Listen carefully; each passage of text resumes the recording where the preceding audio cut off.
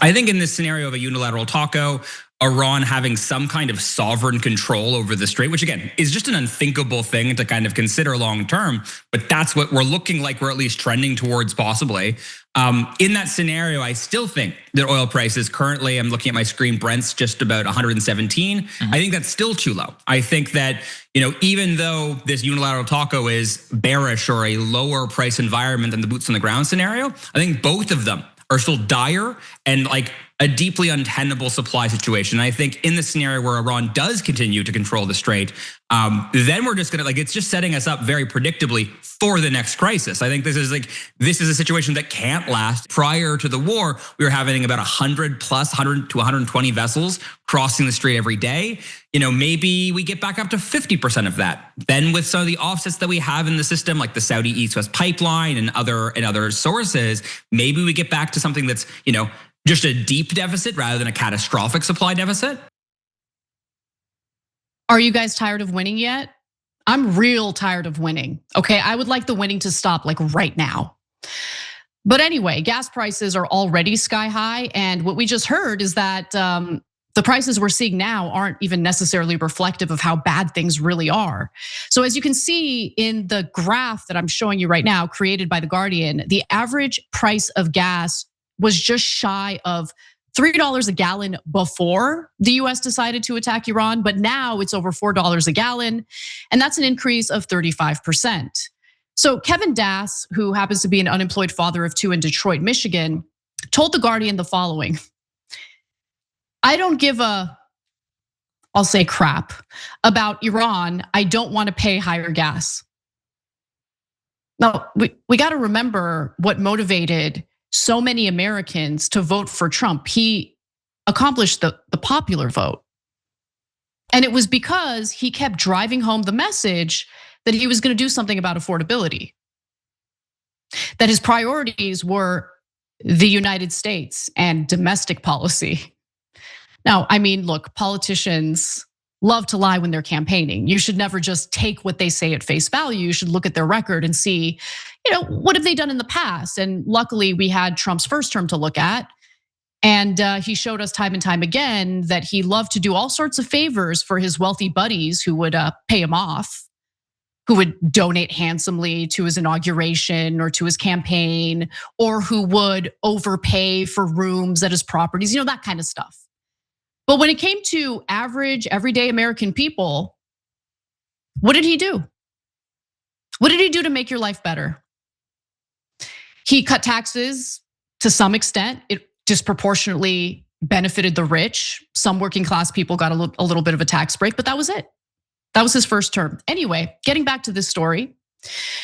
So that's what Kevin Dass told The Guardian. And I think a lot of Americans are feeling that way today. The stock market made some gains today, but it's taken a beating since the war began. So US stocks are sent to deliver their worst quarter in nearly 4 years. Since the war began, oil prices have surged 55%. Gold has been sinking, which is surprising, and bond yields have climbed sharply. The S&P 500 has erased all of its gains for the past 7 months. And even before the war began, Americans were facing some very serious economic struggles. These are economic struggles that don't just, date back to the day that Donald Trump was elected for his second term. These issues that we have with our economy really began in the 1970s, really began with the financialization of the US economy. But nonetheless, when you look at what Trump campaigned on and what we're dealing with today, I mean, how could you not be furious with this guy? So, in November of last year, the Bank of America Institute found that nearly 1 in 4 US households, that's about 24% of the total, spend over 95% of their income on necessities like housing, groceries, utilities, childcare, and gas, leaving little or nothing left over. That's about 31 million households, or around 75 million people. Those are the people that Trump should be interested in serving. Instead, he endlessly serves the needs and interests of the Israeli government to the detriment of the American people. And I just want to remind you again, we are dealing with record consumer debt. So that means Americans are turning to credit more and more in order to make ends meet. And those interest rates on credit cards are real high. Remember when Trump said he wanted to cap them? Did he actually fight for that? Did he actually do that? No, he didn't, of course. Per economist Heather Long, the US consumer sentiment just fell in March to 53.3, one of the lowest readings of all time. The only lower readings, November, December 2025, after longest government shutdown. April, May 2025, after Liberation Day tariffs, which were also disastrous for our economy. And the June, July 2022 duration during the inflation spike that was the result of the COVID pandemic. Now, I don't know where this is gonna end. I don't really have any solutions because this war is now very clearly a quagmire. It is not an easy war to exit. So Donald Trump cannot unilaterally exit the war against Iran, which has now blown up into a full-blown regional war.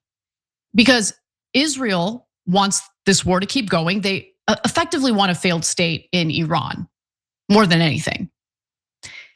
So if they don't want it and they keep dragging us into this, you also have Iran that doesn't want peace negotiations. They don't want a peace deal. They want to keep fighting. Like the idea that Trump is just gonna be like, all right, we're done. We're just gonna pull out of this and we're done with it. That's just not gonna happen. So the longer this war goes on, the more devastating it is for the economy, which is why every president prior to Trump was smart enough not to allow Israel to convince them to attack Iran. Okay, like I just can't get over the fact that one of the most moronic former presidents that we have, George W. Bush, wasn't stupid enough to do this. I mean, he was stupid enough to do the war in Iraq. The war in Afghanistan was also a disaster. We fought a 20-year war in Afghanistan to replace the Taliban with the Taliban. Congratulations, America. All those soldiers who died in that war. All the innocent civilians who died in that war.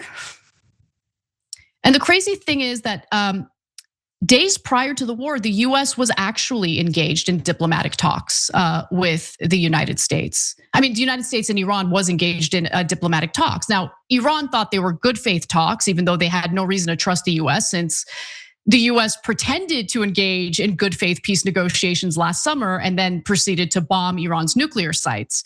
But nonetheless, second time around, Iran's like, okay, let's re-engage in these negotiations. Maybe we can come up with a deal. And Trump attacked again. But days prior to the attack, you gotta remember that the Omani mediator, who was part of the negotiations between Iran, Steve Witkoff, and Jared Kushner, said that Iran was prepared to make some pretty big concessions to the United States, huge concessions that even Barack Obama's administration couldn't secure in the JCPOA. Here's what I'm talking about. I believe is the agreement that Iran will never ever have a nuclear material that will create a bomb. So you're saying all enriched material would be shipped someplace else, not Russia, but No, the current stockpiles that still exist. the things that are still in Iran. I think that there is agreement now that this will be downblended to the lowest level possible. Okay. To a neutral level, a natural level, which means and converted into fuel, and that fuel will be irreversible. That would be significant if Iran agreed to that. It is very significant, and I think we have agreement on that. That would be significant, wouldn't it? That was days prior to the US attacking Iran. None of this needed to happen. But here's the thing, none of this needed to happen if you believed, if you were duped into thinking that this war was really about nuclear weapons. Only morons like Jillian Michaels would think that. This is not about nuclear weapons. It was never about nuclear weapons. It was always about regime change or turning Iran into a failed state. That's what this is about. So until Israel gets what it wants, they don't care how many innocent people die. They don't care about the fact that the globe is suffering the economic consequences of this stupid war. Israel wants domination. And they effectively convinced one of the most powerful, if not the most powerful country on the globe to do their dirty work for them. This didn't need to happen. Look, I get it. Staying on top of the news these days feels like a trap. Every outlet has an angle. Every headline is designed to get a reaction. And if you're only seeing the story from one perspective, you're probably missing most of what actually matters. To really understand what's going on, you need to see how the narrative is being shaped.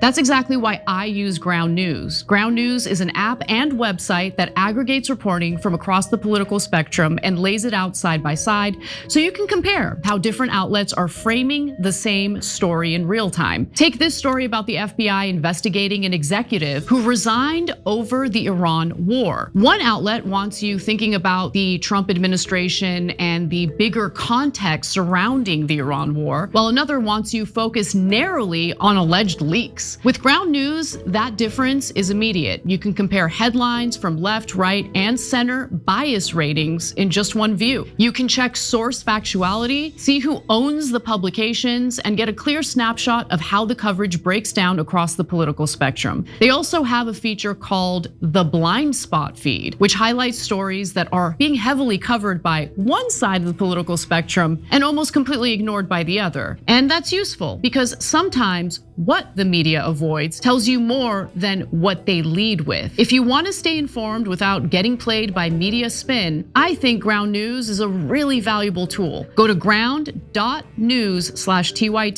or scan the QR code. Using our link gets you 40% off the Ground News Vantage plan. Don't let them shape the narrative for you. See the full picture for yourself. Every time you ring the bell below, an angel gets his wings. Totally not true, but it does keep you updated on our live shows.